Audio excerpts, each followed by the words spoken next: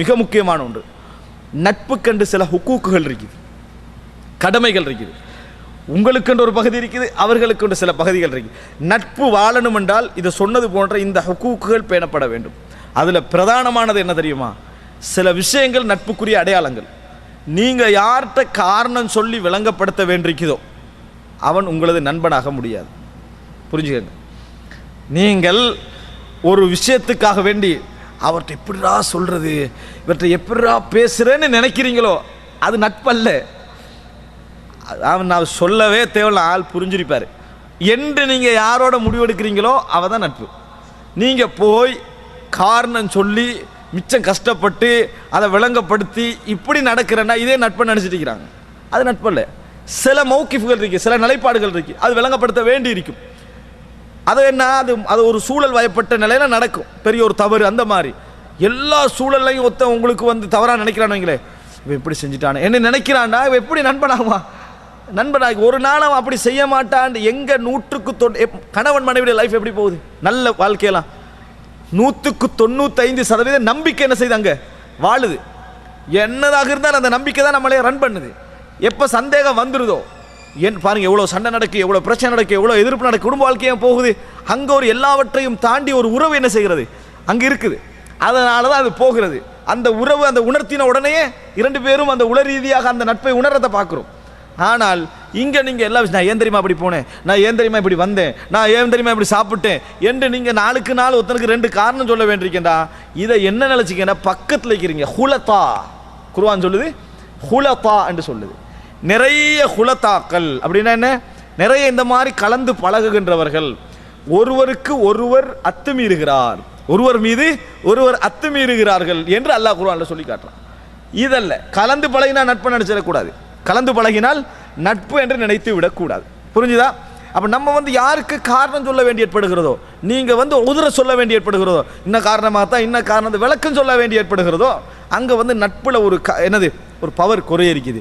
இன்றைய குடும்ப வாழ்க்கைகள்லையும் பாருங்கள், நீங்கள் பிரச்சனைகளுக்கெல்லாம் காரணம் என்ன, கணவன் என்ன சொன்னாலும் மனைவி அதில் என்ன செய்வா, ஒரு கேள்வி கேட்குறேன், இது என்ன செஞ்சீங்க, இது என்ன காரணம்னு கேட்டால் நீங்கள் காரணம் விளங்கப்படுத்த வேண்டியிருக்குது. இன்னும் உங்கள்கிட்ட நட்பு டெவலப் ஆகலை, நட்பு டெவலப் ஆகல. அவர் இதுக்கு தான் செஞ்சிருப்பார், ஒரு நாள் இப்படி செய்ய மாட்டார், ஒரு நாள் இப்படி செய்ய மாட்டார், அல்லது அட்லீஸ்ட் அப்படி விசாரிச்சுட்டாவது எனக்கு தெரியும் நீங்கள் அப்படி தான் செய்வீங்கன்னு சும்மா கேட்டேன் அப்படின்ற லெவலில் இருந்தால் கூட அது என்னது நட்பு. இன்றைக்கு அப்படி இல்லை, ஒவ்வொன்றுக்கும் சந்தேகம் வந்துட்டேன்னு வைங்க சரி வராது. அதே தான் நட்புலையும் நீங்கள் காரணம் சொல்ல, நீங்கள் தைரியம் சுதந்திரமான செயல்பாடு உங்களுக்கு இருக்கணும். வீட்டில் இருக்கிறீங்களா, நீங்கள் சுதந்திரமாக செயல்பாடு, நண்பர் இருக்கிறாரு என்ன செய்யலாம் இப்படி இருக்கக்கூடாது. அதுதான் சொல்லுவாங்க தக்கல்லுஃப் இருக்க மாட்டாது. நீங்கள் அதான் இமாம் ஷாஃபியுடைய ஒரு அழகான ஒரு கவிதை, உங்களை நீங்கள் போகிற நேரத்தில் எவர் கஷ்டப்பட்டு கொண்டு சில விஷயங்களை உண்டாக்கி கொண்டு உங்களை கவனிக்கிறாரோ அதை நட்பென்று எப்பொழுது நினைச்சிடாத, அதை வந்து நட்புன்னு நினைச்சிடாத. யார் உங்களை கவனிக்க கஷ்டப்படுறானோ அது நட்பல்ல. யார் நீங்கள் வந்து ஃப்ரீயாக இருக்கிறானோ அதான் நட்பு. நீங்கள் வந்து ஃப்ரீயான என்ன, நிலத்தில் இருங்கனாலும் இருந்துருவார், சாதாரணமாக சாப்பிடுங்கனாலும் சாப்பிட்டுருவார், அது அவருக்கு சப்ஜெக்டே அல்ல என்றிருக்கிறார். அதுக்காக வேண்டி இது மட்டும் இருந்தால் நட்புன்னு அர்த்தம் அல்ல. நட்பில் அது பாதிக்கக்கூடாது. ஒரு ஆள் வந்து சாதாரணமாகிறார், அவர் நண்பர், கஷ்டப்பட்ட நண்பர் இல்லைன்னு அர்த்தம் அல்ல. நட்புடைய எல்லாம் இருந்து, நான் ஏற்கனவே சொன்ன எல்லாம் இருந்து இந்த கஷ்டம் இல்லாமல் இருக்குதோ என்ன, இந்த தக்கல்லுஃப் இல்லை, மிச்சம் கஷ்டப்பட வேண்டியில்லை. நீங்கள் அதுக்கெல்லாம் இப்போ நாம் ஒரு புதுசாக வீட்டுக்கு ஒரு விருந்தாளி வராங்க, எப்படி நடந்து கொள்வோம், கொஞ்சம் கஷ்டப்படும், சத்தம் போடாங்கணும், அப்படி செய்வோம் இப்படி செய்வோம், கொண்டு வைப்போம், இப்படி செய்வோமா இல்லையா? இது நட்பல்ல, இது விருந்தாளி வீட்டுக்கு வந்துக்கிறாங்க. நண்பர் என்று சொன்னால் உங்களது எல்லா விஷயங்களையும் அவர் அறிந்திருப்பார், உங்களை நல்ல முறையில் புரிஞ்சிருப்பார், நீங்கள் வந்து தவறு செஞ்சால் அது என்ன காரணமாக நடந்திருக்கும் என்பதை அறிஞ்சிருப்பார். இதான் நட்பு. இதையும் நம்ம என்ன செய்ய வேண்டும், புரிந்து கொள்ள வேண்டும். இப்போ நான் சொல்லக்குள்ளே உங்களுக்கு படும் அப்படின்னா, நம்ம பழகிற 100 பேரில் 95 பேர் தேர மாட்டாங்க. இதில் 95 பேர் இதில் தேர மாட்டாங்க, 98 பேர் நீங்கள் தேர மாட்டாங்க. ஒரு இமாம் உஸ்லா, இமாம் ஹத்தாபியோடைய நூல் உஸ்லா, தனிமையில் இருத்தல் என்ற ஒரு நூலில் அவர் சொல்கிறாரு, உங்களுக்கு ஒருவர் கேட்குறாரு, உங்களுக்கு எத்தனை நண்பர் இருக்கிறாரு? எனக்கு 2 பேர். அப்படியே இன்னக்கல முக்சிர், நீங்கள் நிறைய நண்பர்களை வச்சுக்கிறீங்க அப்படியே என்ன செய்கிறாரு, அவர் பதில் சொல்கிறார், நீங்கள் நிறைய நண்பர்களை வச்சுக்கிறீங்க. ஏன் சொல்லுங்கள், ஹுக்கூக் எப்படி நம்ம 2வது மனைவி 3வது மனைவி என்றது ஹுக்கூக்களை அதிகரிக்குமோ, நமது கடமைகளை அதிகரிக்கிறத பயப்படுறோமோ, நண்பர்கள் நட்புன்றதுக்கும் ஹுக்கூக் இருக்குது, கடமைகள் இருக்குது. அது அதிகரித்தாலும் என்னது, நம்மளை எல்லா நண்பர், நம்மளுக்கு 1000 நண்பர்கள் இருக்கிறார்கள், நான் 1000 பேரோட உறவு பேன்றாண்டா அது என்னது முதல் பொய், அப்படி நடக்க இயலாது. இதனால தான் இந்த ஹுல்லா என்பது, உயிர் நட்பு, நண்பர்கள் என்ற வட்டம் இருக்கும். அஸ்திகா, சதீக், இப்படி வட்டம் இருக்கும். இதுக்குரிய ஹுக்கூக்குகள் எல்லாமே பூர்ணமடைந்து உச்சகட்டமான நட்புக்கு அரபில் என்ன சொல்லுவாங்க தெரியுமா? ஹலீல். என்ன சொல்லுவாங்க? ஹலீல்.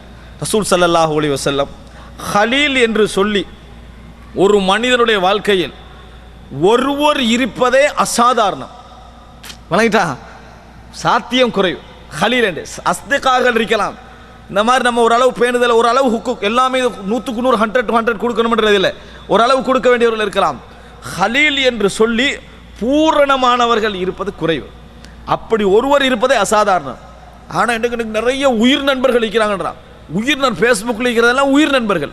விளங்கிட்டா, உயிர் நண்பர். எப்படி நீங்கள் அவரை உயிர் நண்பர்ன்றீங்க?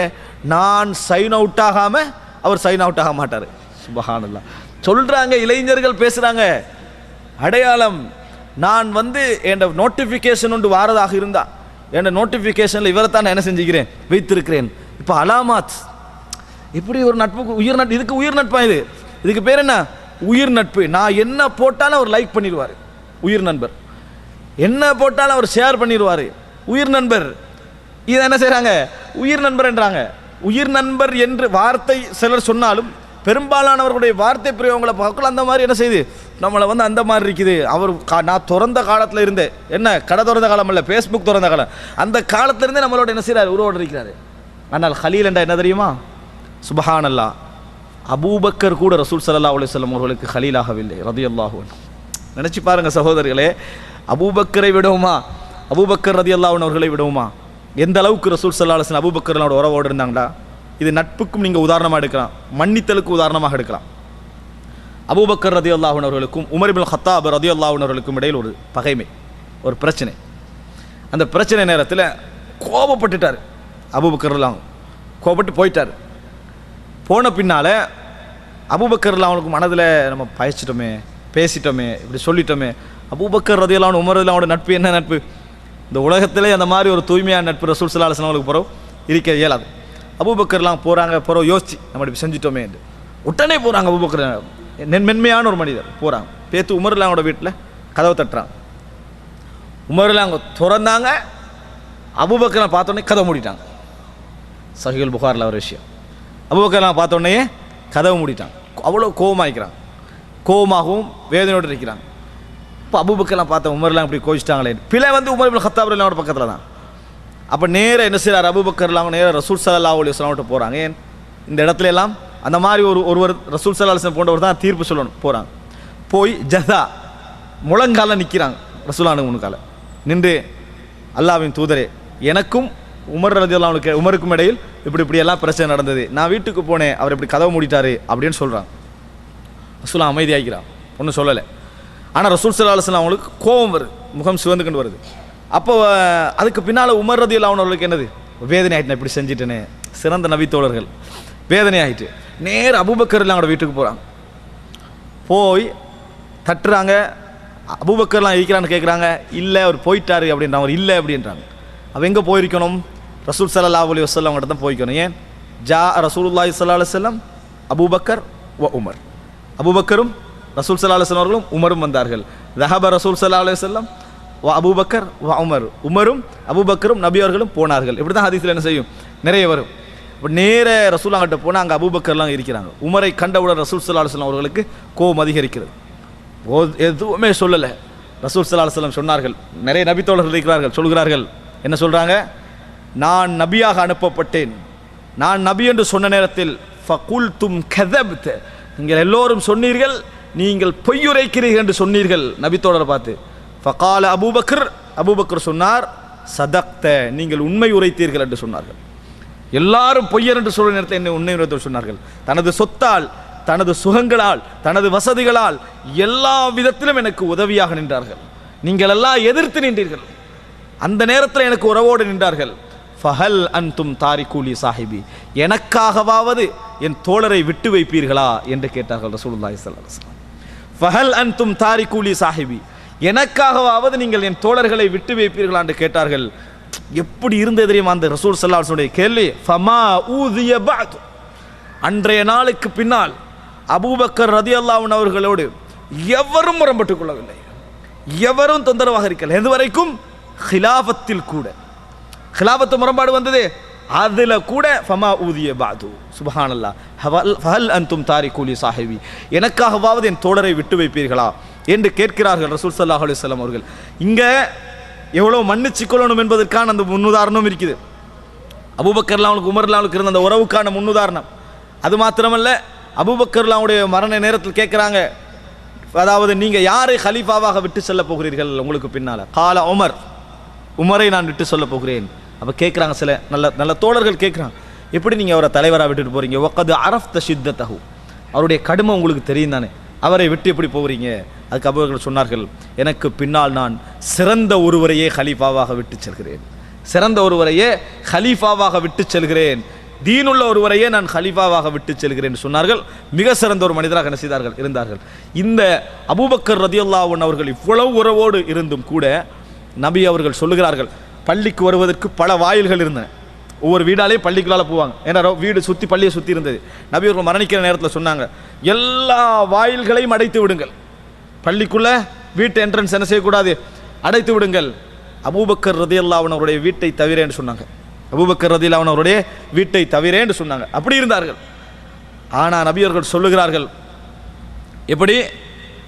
லவ் குன்து முத்தஹிதன் ஹலீலன், நான் இந்த உலகத்தில் ஒரு ஹலீலை, ஒரு நல்ல சிறந்த உற்ற நண்பனை நான் வைத்துக் கொள்வேனாக இருந்தால், அப்படி ஒருவரை நான் எடுப்பேனாக இருந்தால், லத்தஹல்து அபா பக்ரின் ஹலீலா, அபூபக்கரை நான் உயிர் நண்பராக எடுத்திருப்பேன்.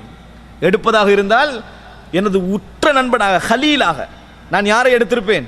அபூபக்கரை எடுத்திருப்பேன். வலாகின்னல்லாஹ தஹதனி ஹலீலா, அல்லாஹ் என்னை ஹலீலாக எடுத்துக்கொண்டான், அல்லாஹ் என்னை ஹலீலாக எடுத்துக்கொண்டான். இன்னி அப்ரவு இலைக்கும், நான் வந்து நீங்கி விடுகிறேன், ஐயகூன மின்கும் ஐயகூன லி ஹலீலும் மின்கும், உங்களில் இருந்து எனக்கு ஒரு நண்பர் இருப்பதை விட்டு நான் நீங்கி விடுகிறேன். நாங்கள் சொன்னோம், உங்களில் யார் எனக்கு ஹலீல் கிடையாது.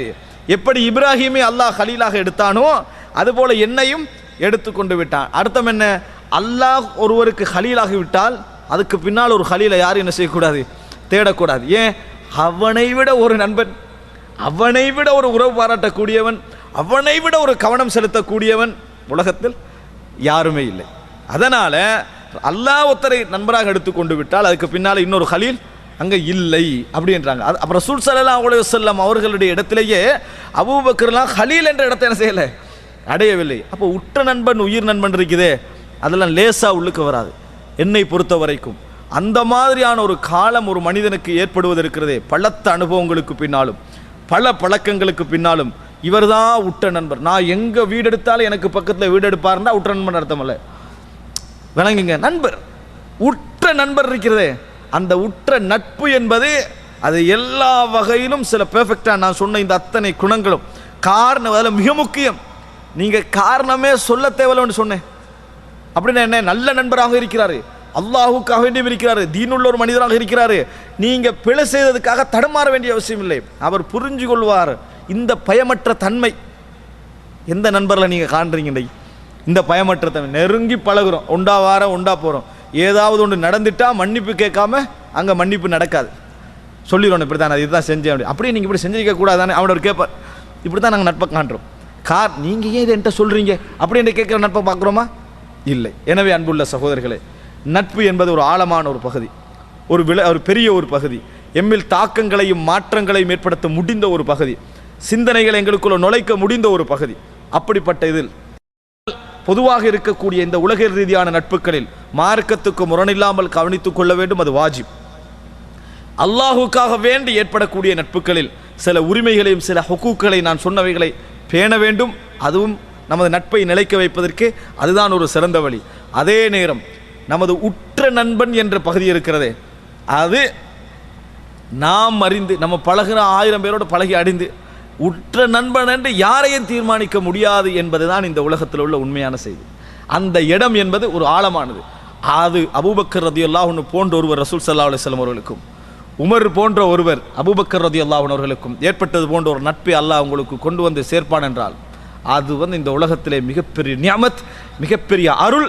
அது போன்ற ஒரு அருள் என்ன செய்யாது, கிடையாது. அல்லாஹ் ரப்புல் ஆலமீன் அப்படி உற்ற மார்க்க விஷயங்கள் எல்லாம் நம்மளோடு எல்லா விஷயத்திலும் இறைவனுக்கு முரணில்லாத ஒரு சிறந்த நட்பை தர வேண்டும் என்று பிரார்த்திக்க வேண்டும்.